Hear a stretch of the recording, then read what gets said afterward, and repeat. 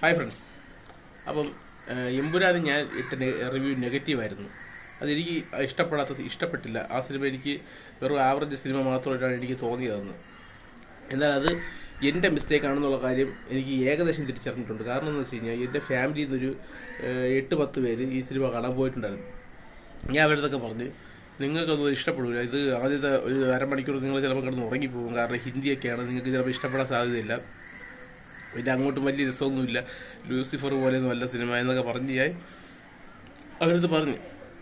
അങ്ങനെ പറഞ്ഞാണ്. അപ്പോൾ അവർ പറഞ്ഞു എന്തായാലും പോയി കാണാം, ക്യാൻസൽ ചെയ്യുന്നില്ല ടിക്കറ്റ്, എന്തായാലും പോയി കാണാം എന്നുള്ള രീതിയിൽ അവർ പോയി കണ്ടു. എന്നിട്ട് ഞാൻ ഒരു ആകാംക്ഷയോടുകൂടി ഇപ്പം എങ്ങനെയുണ്ട്, അവരെല്ലാവരും അതിനകത്ത് ഒരാളൊഴിച്ച് ബാക്കിയുള്ള എല്ലാവരും പോസിറ്റീവ് അഭിപ്രായമാണ് പറഞ്ഞത്. അപ്പം സംഭവം എന്താണെന്ന് വെച്ച് കഴിഞ്ഞാൽ എനിക്ക് മനസ്സിലായത് എന്താണെന്ന് വെച്ച് കഴിഞ്ഞാൽ നമ്മൾ ആ സിനിമയെ നമ്മൾ എങ്ങനെയാണ് ആ സിനിമയെ സമീപിച്ചത്, അതിലുള്ള മിസ്റ്റേക്കാണ്. കാരണം ഞാൻ ആ സിനിമയെ ലൂസിഫർ എന്ന സിനിമയുമായിട്ട് കമ്പയർ ചെയ്തു. ആ സിനിമയുടെ സെക്കൻഡ് ഭാഗം എന്ന് പറഞ്ഞപ്പോഴത്തേക്കും ഞാൻ ആ സിനിമ പോലെ ആയിരിക്കുമെന്ന് വിചാരിച്ചു. ആ വിചാരത്തിൽ പോയിട്ട് ഞാൻ ആ സിനിമ കണ്ടപ്പോൾ എനിക്ക് ലൂസിഫറിൽ നിന്ന് കിട്ടിയതിൻ്റെ പകുതി പോലും ആ ഒരു ലൂസിഫറിൽ നിന്ന് കിട്ടേണ്ട മാസ് സീൻസിൻ്റെ ആ ഒരു ഇമ്പാക്റ്റ് എനിക്ക് എമ്പുരാനിൽ നിന്ന് കിട്ടിയില്ല. പക്ഷെ എമ്പുരാനിലുള്ള മാസ് സീൻസ് വേറെ ആയിരുന്നു. കാരണം ലൂസിഫർ പോലത്തെ മാസ് സീൻസ് അല്ല എമ്പുരാനിലുള്ള ഇന്റർനാഷണൽ ലെവൽ സീൻസ് ആയിരുന്നു.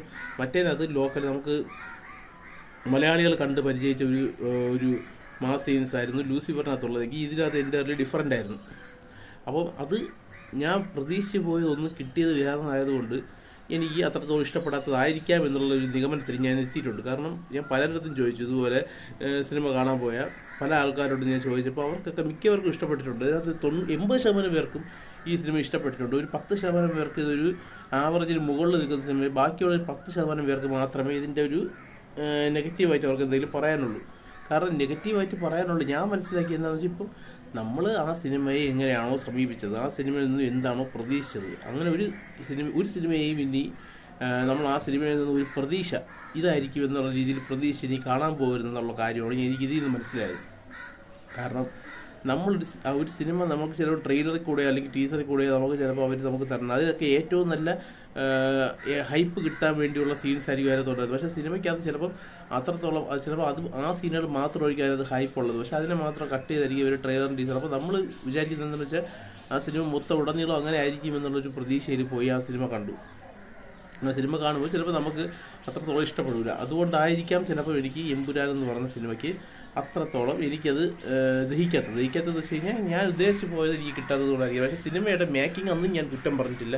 മേക്കിംഗ് നല്ല ഹോളിവുഡ് ലെവൽ മേക്കിംഗ് തന്നെയായിരുന്നു. ഞാൻ എൻ്റെ തമ്പനയിൽ നോക്കിയാൽ തന്നെ അറിയാം, മേക്കിംഗ് ഹോളിവുഡ് എന്ന് പറഞ്ഞിട്ടുണ്ട്. ഹോളിവുഡാണ് അതിൻ്റെ മേക്കിംഗ്, ഹോളിവുഡ് ലെവലാണ് അതിൻ്റെ മേക്കിംഗ്. പക്ഷേ സംഭവം കിട്ടാത്തത് ഞാൻ ലൂസിഫർ പ്രതീക്ഷിച്ച് പോയതുകൊണ്ട് എനിക്ക് ലൂസിഫറിൻ്റെ ഒരു ഇമ്പാക്റ്റ് കിട്ടിയില്ല എമ്പുരാനിൽ. അതാണ് സംഭവിച്ചത്. ഞാൻ എമ്പുരാനെ ഒരു സാധാരണ ഒരു നോർമൽ സിനിമ അല്ലെങ്കിൽ ഒരു ഇൻഡിപെൻഡൻറ്റ് സിനിമയായിട്ട് ഞാൻ അതിനെ സമീപിച്ചിരുന്നെങ്കിൽ ചിലപ്പോൾ എൻ്റെ റിവ്യൂ തന്നെ മാറിപ്പോകാമായിരുന്നു. കാരണം ഞാൻ ഇപ്പോൾ ആലോചിക്കും എനിക്ക് മനസ്സിലാകുന്നുണ്ട്, ആ സിനിമയ്ക്കകത്ത് നമ്മൾ മോഹൻലാലിൻ്റെ മാസ് സീൻസ് പ്രതീക്ഷിച്ചിരുന്ന 1 മണിക്കൂർ 5 മിനിറ്റും 10 മിനിറ്റും ഒക്കെ കഴിഞ്ഞപ്പോഴത്തേക്കും മോഹൻലാൽ വരാതിരുന്നപ്പോൾ ഉണ്ടായ ഒരു നിരാശയും ആ സിനിമയുടെ ഭാഗമായിട്ടുണ്ടാകാം. പൃഥ്വിരാജ് കുറച്ച് സമയമെങ്കിലും ഉണ്ടായിരിക്കുമെന്ന് വിചാരിച്ച് പൃഥ്വിരാജിൻ്റെ സ്ക്രീൻ ടൈം കുറഞ്ഞതിൻ്റെ ഒരു പ്രതീക്ഷ ഉണ്ടാകാം. പക്ഷേ ഈ സിനിമയെന്ന് പറയുന്നത് ആർക്കും ഒരു ക്യാരക്ടറിനും ഒരു കൂടുതൽ ഇത് കൊടുക്കുന്നില്ല. എല്ലാ ക്യാരക്ടേഴ്സിനും അവർക്കൊരു ഗ്രേ ഷെയ്ഡും ഉണ്ട്, എല്ലാ ക്യാരക്ടേഴ്സിനും അതിൻ്റേതായിട്ടുള്ള ഡെഫിനിഷനും ഉണ്ട്.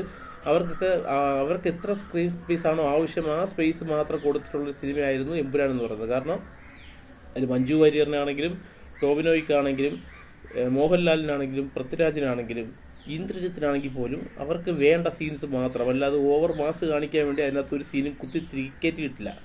അതാണ് ഇപ്പം എനിക്ക് മനസ്സിലായത്.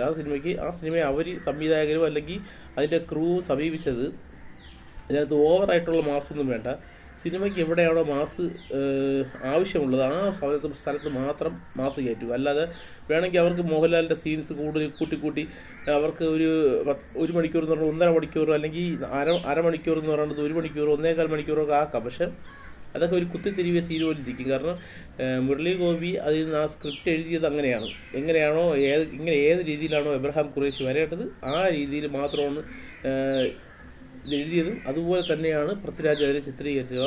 അതിൽ ആളുകളെ പിരികേറ്റാൻ വേണ്ടിയുള്ള മാസ് സീൻസ് കുറേ കുത്തിക്കയറ്റില്ല.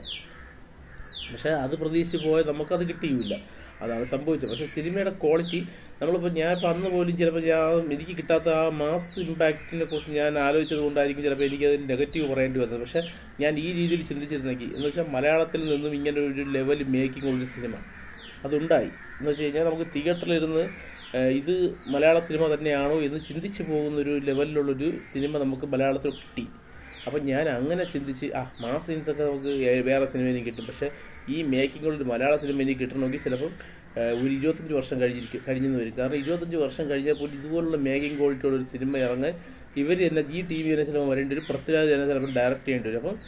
അപ്പോൾ എൻ്റെ ഭാഗത്തു നിന്നും ഉണ്ടായ തെറ്റിന് ഞാൻ നിങ്ങളടുത്ത് മാപ്പ് ചോദിക്കുകയാണ്. കാരണം ഞാൻ ആ സിനിമയെ സമീപിച്ച രീതി ശരിയാകാത്തത് കൊണ്ടാണ് എൻ്റെ റിവ്യൂ മോശമായതെന്ന് ഞാൻ തിരിച്ചറിയുന്നു. അപ്പം നന്ദി, നമസ്കാരം. അടുത്ത വീഡിയോ കാണാം.